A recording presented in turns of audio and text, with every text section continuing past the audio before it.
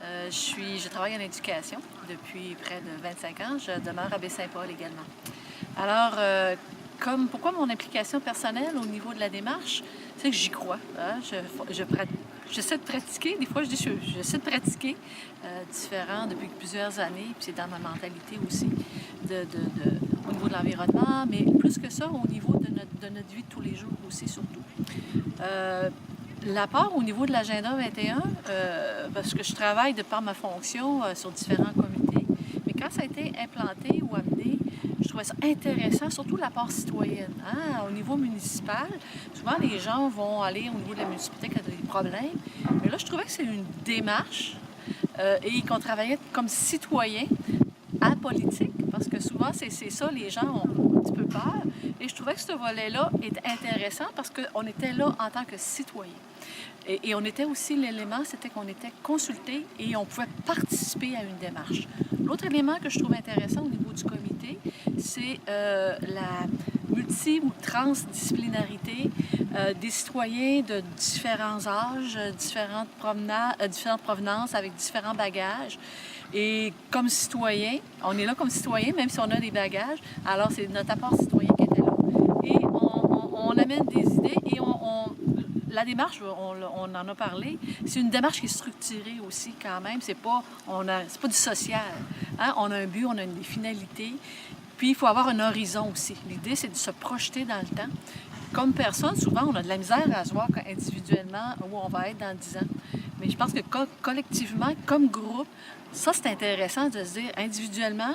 Et ça, c'est le dernier élément qui m'a fait embarquer, c'est qu'on n'est plus un, mais on est une collectivité.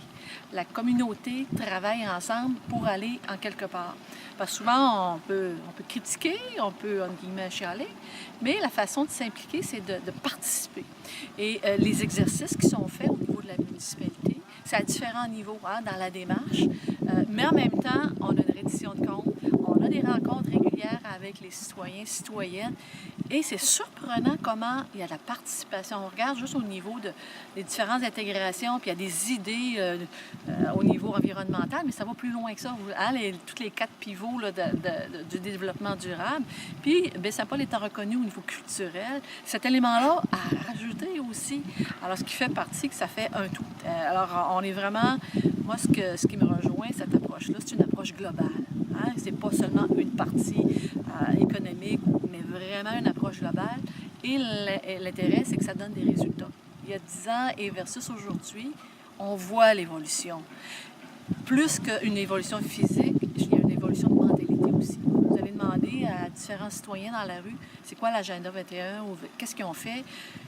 Presque tout le monde, je dirais, vont être capables de vous nommer quelque chose. Hein, de vous nommer un élément, un projet qui a été fait.